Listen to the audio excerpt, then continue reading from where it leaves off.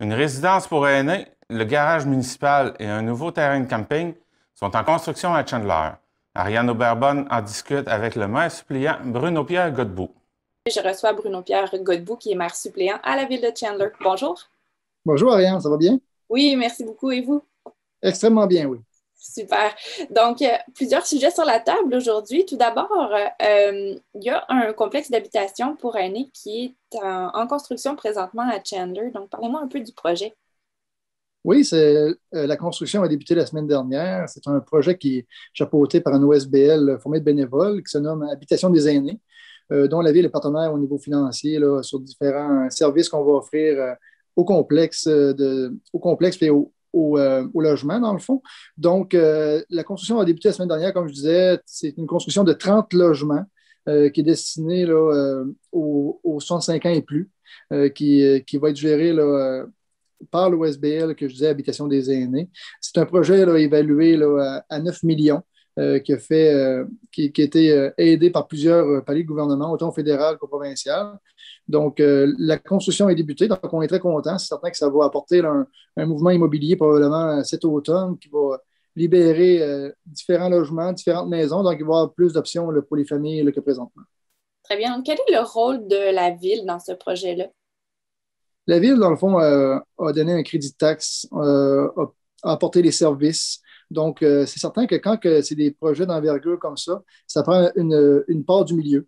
Donc, la ville a apporté là, environ pour 700 000 là, de services, de crédit de taxe pour que ce projet-là voit le jour. Parfait. Et c'est situé à quel endroit pour ceux qui sont un peu moins familiers? C'est directement sur le plateau, là, à proximité là, de la Maison des Arts, là. De la rue commerciale, on voit très bien là, le début des travaux, là. Parfait. Puis est-ce que les gens vont y accéder via la rue commerciale ou via la rue de la plage?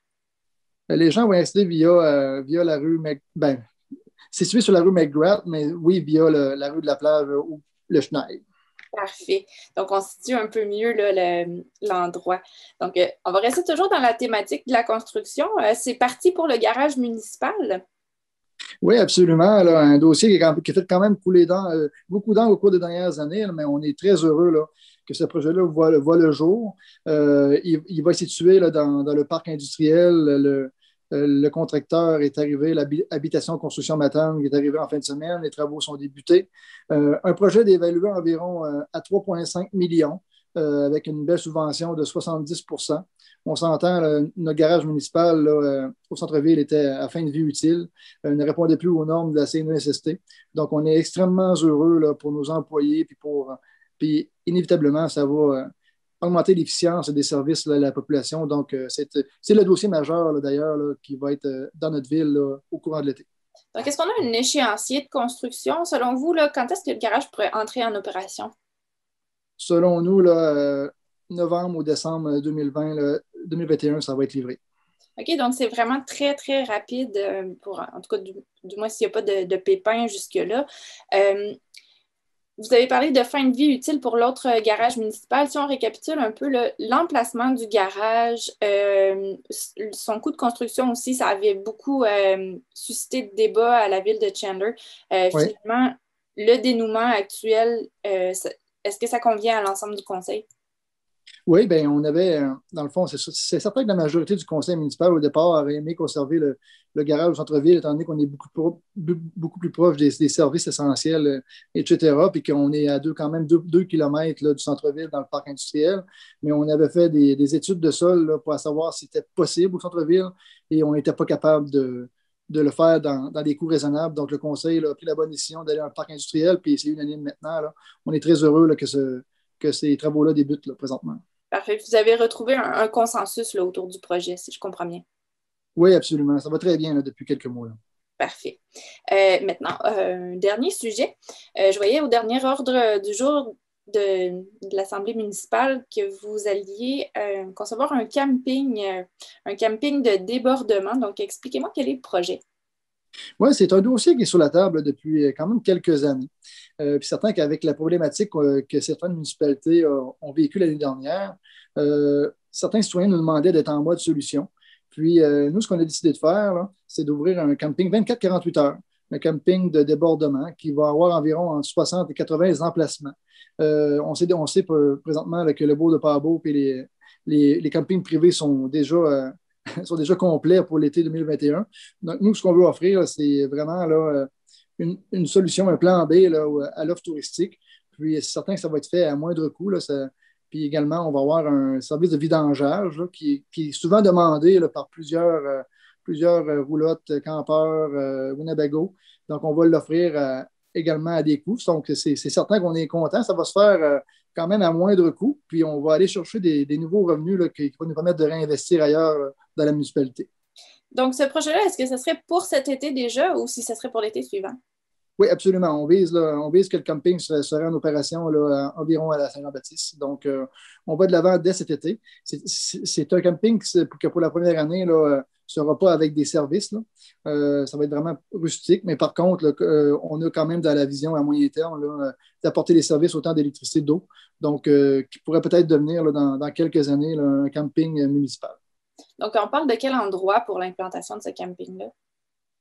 Pour situer, ça va être près de la gare. Dans le fond, vous savez où il y avait le stationnement, là, que les autobus de Nova Lumina étaient avec la petite cabane bleue. Là. Mais c'est directement cet emplacement-là. Donc, on va faire plusieurs travaux en régie avec les travaux publics. Puis, c'est ça. On va ouvrir ça là, dès cet été. Donc, c'est un très bon coup. Puis, on est en mode investissement, mais également on est en mode développement économique. On va apporter de nouveaux revenus là, dans les coffres de la municipalité. Donc, je suis très, très heureux là, de la décision du conseil municipal là, hier. C'est un projet qui se chiffre à combien environ? Cette année, on va investir environ 50 000 en majeure partie là, pour le terrassement du terrain, là, pour mettre le terrain au niveau, tout ça avec du 0,3 puis notre fosse septique là, pour le vidangeage là, des campeurs. Ça va être l'investissement cette année. Il va y avoir également au niveau là, des haltes routières, des plages, là, il va y avoir de l'affichage puis de la surveillance qui va être ajoutée, là, dans le fond, là, pour vraiment rediriger les gens là, vers le camping 24-48 heures. Puis, c'est certain là, qu'on va faire une surveillance plus accrue cet été là, à ces endroits-là. Donc, comment ça va fonctionner? Est-ce que c'est un camping qui va être utilisable seulement quand les autres campings vont être pleins ou si les gens vont réserver directement auprès de vous? Absolument. Il va y avoir probablement un service de réservation qui va être mis en place. Puis, on va probablement réserver certaines places. Puis par la suite, c'est certain que c'est un camping de débordement. Il va y avoir des places qui vont être réservées pour les gens là, qui n'ont rien réservé à la dernière minute. Là. Donc, c'est ça. Ça va être un camping qui va être ouvert tout l'été. Là. D'accord. Donc, finalement, les gens vont pouvoir choisir aussi d'aller camper directement là. C'est pas obligé d'être plein ailleurs. Absolument. OK, parfait. Et puis, comment ça va s'appeler? Comment est-ce que les gens vont pouvoir faire pour réserver? Est-ce que c'est trop tôt pour poser la question?